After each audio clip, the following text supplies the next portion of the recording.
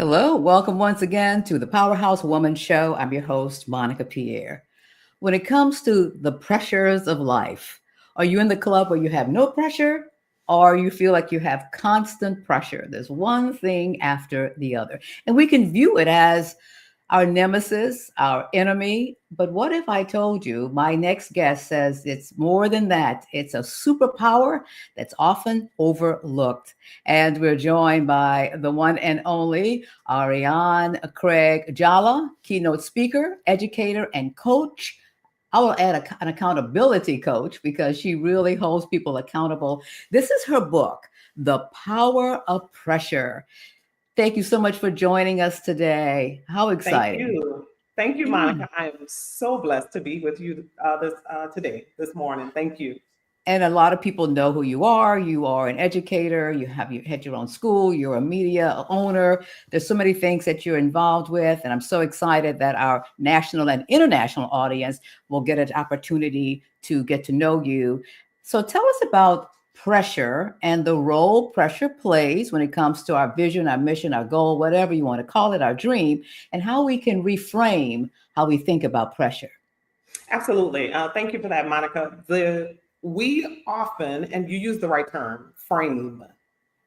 We live our lives based on how we have framed the things that affect us. And I found in my years, I'm not super old, but I got a few years on me. I'll be speaking One to or a group two. of girls this weekend, and I'm thinking, whoa, 20, 30 years ago, I sat in their seat.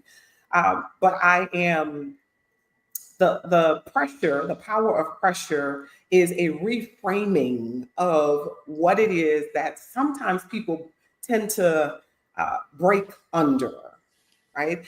People tend to think that pressure is a negative and that it is meant to break us. But I subscribe to the idea that pressure is meant to build us. And if we harness it, if we use it, and use the lessons that come with it, then we can truly maximize our lives here. So you talk about that, and one of the things you talk about in the your book is that it's more than a pep talk. It's more than a coaching session. It's actually showing you how to do these things, how to reframe. How do we begin to recognize, number one, if we're just saying how things are, or are we using pressure as an excuse not to move forward and not to accomplish what we want? Yeah, I've always considered myself one of those practical people, right? Those practical people, and as I've gotten older, I realized that sometimes it's not about being practical. Sometimes it is about using using those as crutches, using those limitations as excuses. So I think that it's important for us to know the difference between what is a limiting belief, right? Versus something that we can use to catapult us to the next level. I think it's important to be honest and self-aware and to understand if I've used this same reason, if I'm using this same reason every single time, it's time to go to the next level. It's time to do something scary. It's time to get out of my comfort zone. It's time to go back and fix some things that maybe I've broken. If I'm using the same set of reasons, right? Because I haven't called them excuses yet. If I'm using the same set of reasons, then it is worth interrogating that just a little bit more to find out if I'm actually using it as an excuse instead of an opportunity. So, Ariane, how do we go from the reasons Mhm. and we start to go over the line and now it is in the land of excuses? So how Mhm. do we recognize the difference? We recognize it when we start becoming self-aware and looking at patterns, right? So an excuse will keep me stuck, right? An excuse will keep me doing the same thing over and over and getting the same or worse results. So when we start recognizing the patterns, when we start recognizing the movement, whether or not we've been stagnant, I talk in the book about the difference between the swamp, like how to know whether you're in a swamp.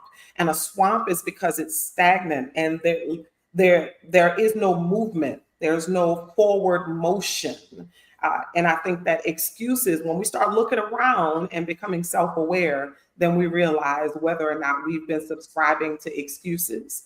And then it's up to us to decide what the next thing will be. Are we going to allow, because even recognizing and becoming aware that we're using excuses, that is pressure, right? That is a push, a nudge, that we can either explain away and say, oh, that's just that I often do that, or using excuses. But if we allow it to, then it can nudge us, that pressure to become more self-aware can nudge us to the next level. And the next level happens to be action. Action. Action is Action. next. That's that. If we get all the way to the end of the book, action, nothing beats action. Nothing beats motion, moving, right? So when we become self-aware, when we realize that we have been allowing pressure to paralyze us instead of moving us forward, we realize that in order to get out of stuck, we've got to make a decision to move.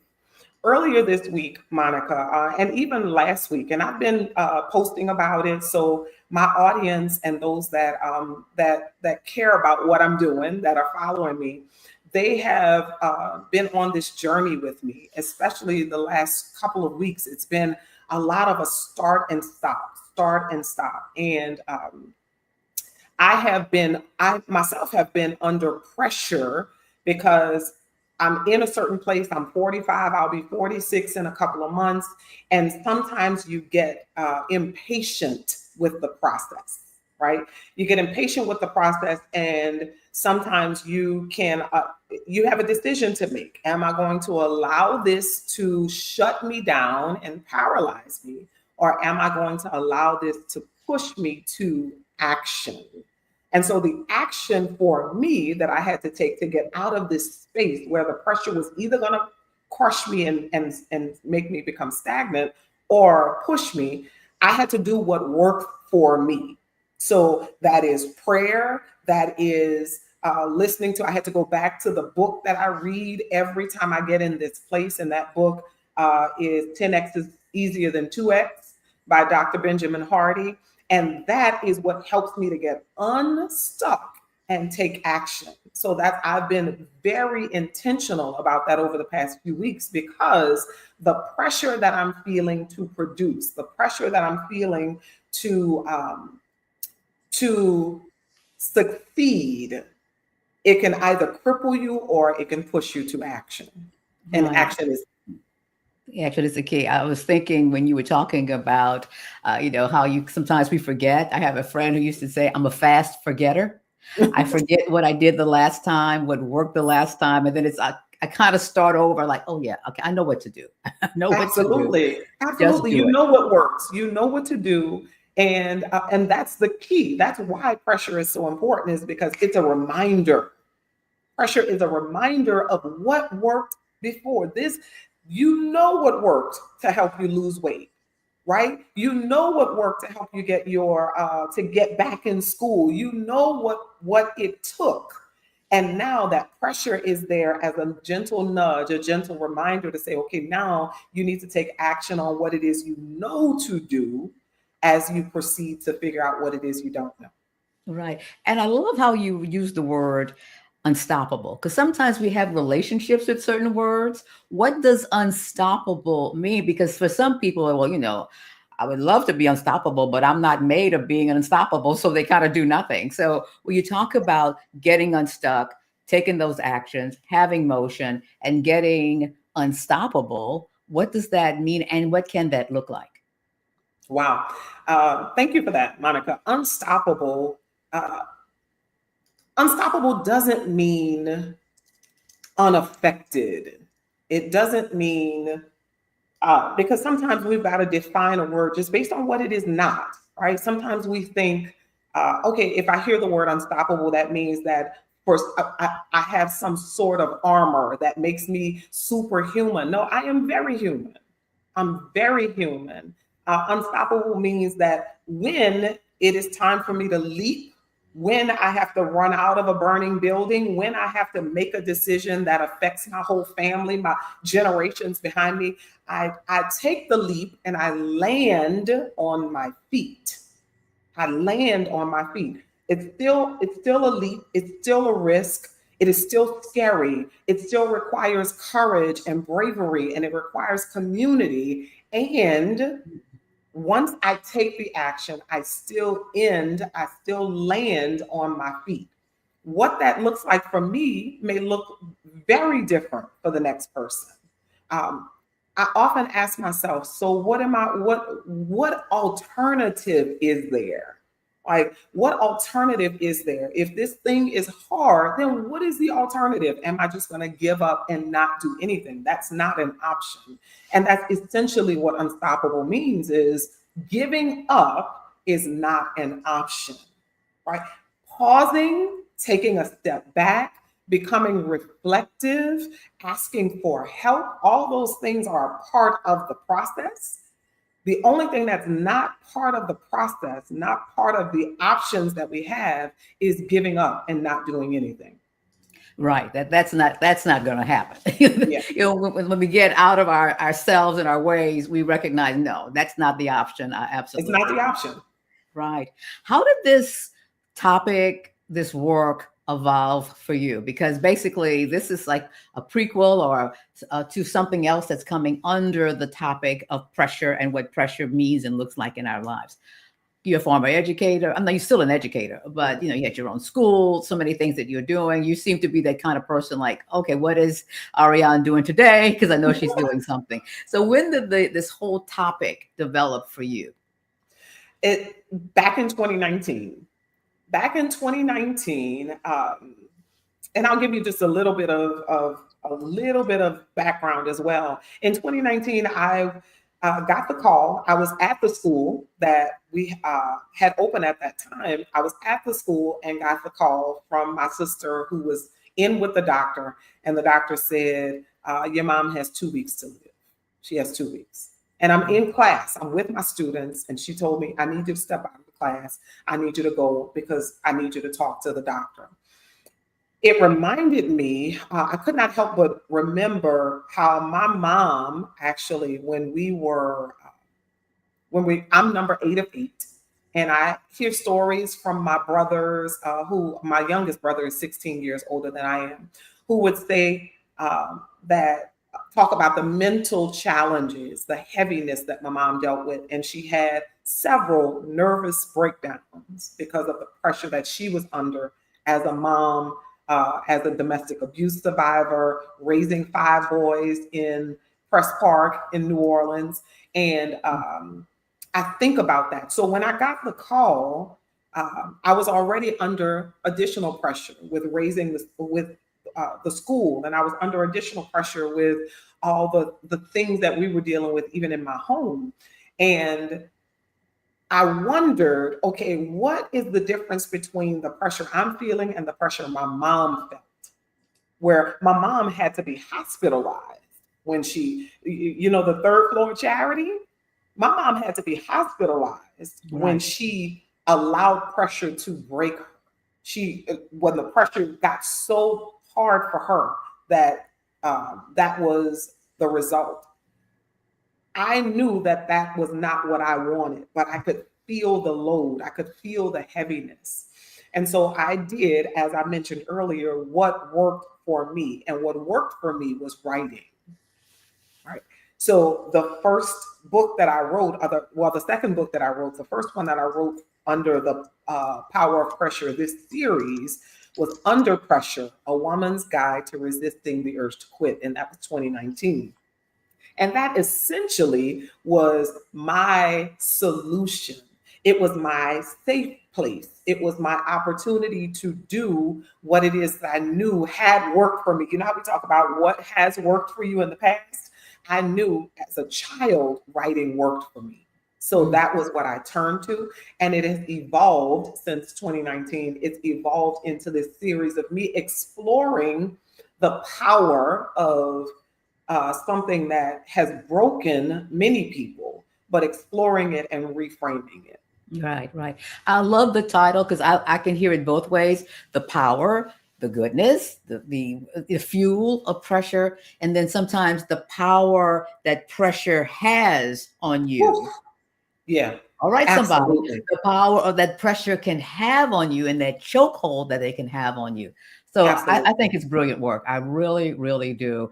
We're Thank you, almost Monica. out of time. Let me just make sure. Oh, Ronika says yes. All right. Oh, thank you, Dr. Hey, Briscoe. Monica. Yes. Thank you, Doctor. Oh, Belinda, how are you? She's calling from checking in from Tallahassee. I All think the way this from is a, Tallahassee. a topic that resonates and it's so layered. And it's, and I just love the fact that you're sharing that there's more than one right answer when it Yeah. comes to how we respond, how we get from reasons, excuses to making that decision of what we're going to do, and then doing what we say we're going to do and And doing it. reassessing, right? Because sometimes we do things because we feel we have to keep doing things. And Yeah. sometimes it's like pulling it back a little bit, right? Yes. Yeah, very good. Absolutely. Something, and that's exactly um, one of the challenges that I had, even when it was time.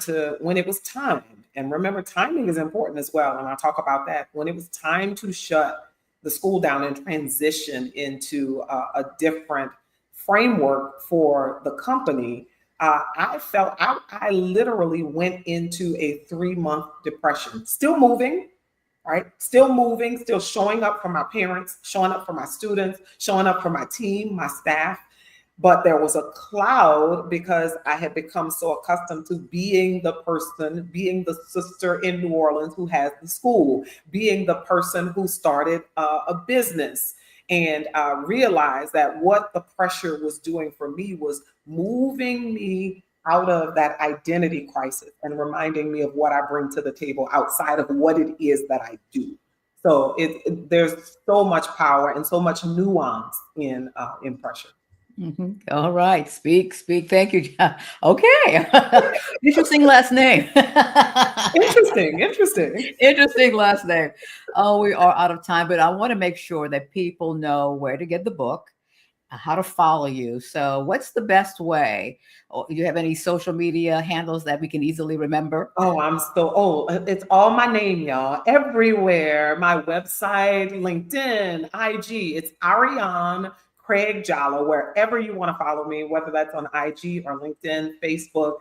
It's always going to be my name. And also my website is the same. Wonderful. Now, what about getting, which I have a copy of, Yes. getting the power of pressure? I know you have two ways that people can do it, and I'm going to put this. Well, hopefully, if people can just copy it. But one is, it's the book is called The Power of Pressure: From Stuck to Unstoppable. Only $25. Invest It your is only $25, $25, y'all. and it will It is change your worldview. And that's on Amazon. absolutely. You can get Yes. that.